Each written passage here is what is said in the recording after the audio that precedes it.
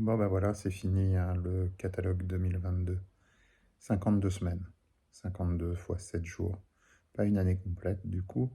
Il manque une journée, c'est aujourd'hui.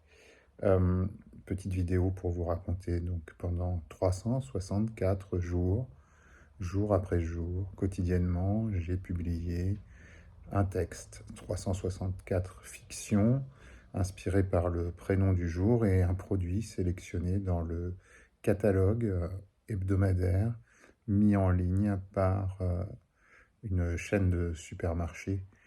Euh, je ne savais pas exactement où j'allais et je peux essayer d'en tirer quelques conclusions. La première, c'est que les conditions changent.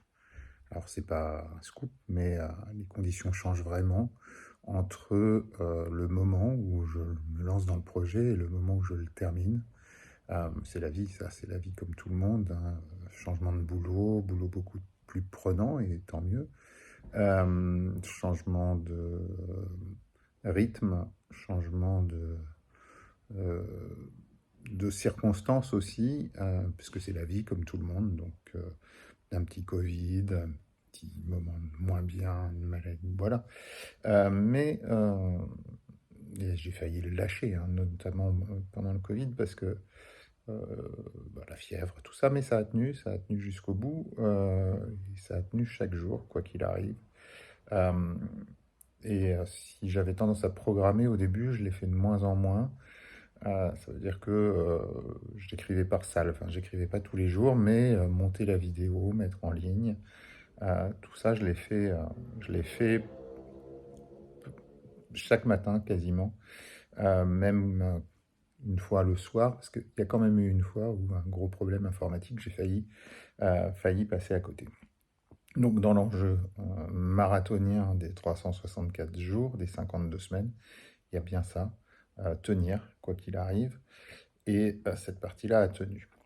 Alors ensuite, oui, il y a des moments où sur 364, 364 jours, pardon, il y a bien des moments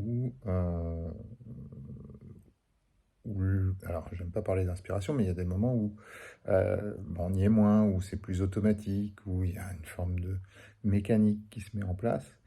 Mais je pense qu'il y a des textes qui sont moins intéressants que d'autres.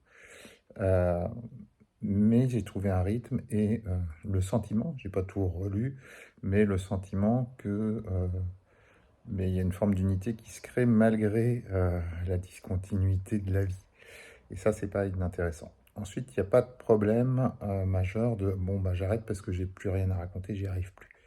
Le déclencheur, le produit, qui était choisi vraiment au hasard, et parfois pas complètement au hasard, mais parfois parce que justement, je me disais, euh, il n'y a rien à en tirer de ça, un tube de concentré de tomate, qu'est-ce que je vais pouvoir inventer comme histoire à partir de là? Et ben, quel que soit le produit, c'est un déclencheur et associé au prénom, ça marche, ça fonctionne, il en sort quelque chose. Parfois, les histoires se répondent, parfois assez loin les unes des autres. Il y a une forme de continuité. Et puis, parfois, il y a des choses, des nouveaux thèmes qui arrivent. Des nouveaux thèmes parce que l'actualité, l'année qu'on a passée, euh, la guerre en Ukraine, le poids qu'a pris dans nos vies le changement climatique euh, fait que l'atmosphère, un an après, n'est pas du tout la même qu'au moment du lancement. Euh, En termes d'écriture, ça veut dire aussi prendre l'habitude d'écrire quasi au quotidien, de publier au quotidien, et cette habitude-là, que je tiens pour la première fois aussi longtemps, je pense, il faut qu'elle reste pour la suite. Alors, il va y avoir des suites, pas forcément du catalogue lui-même. J'en ai discuté avec pas mal de gens. Est-ce que ça pourrait faire un livre? Est-ce que ça vaut le coup d'en faire quelque chose? Peut-être, ça prendrait du temps. J'ai d'autres projets pour 2023. J'ai un livre qui sortira, qui n'a pas grand-chose à voir, qui a été écrit avant, qui sortira en janvier 2024. La volonté d'écrire un autre livre, de littérature, j'ai un projet. Il faut que je m'y mette. Je l'ai temporisé, le temps de finir le catalogue. Donc je reste riche de cette année-là. Je profite de cette petite vidéo pour remercier vraiment les quelques personnes pas si nombreuses qui ont suivi quasi quotidiennement l'aventure. On n'était pas si nombreux que ça.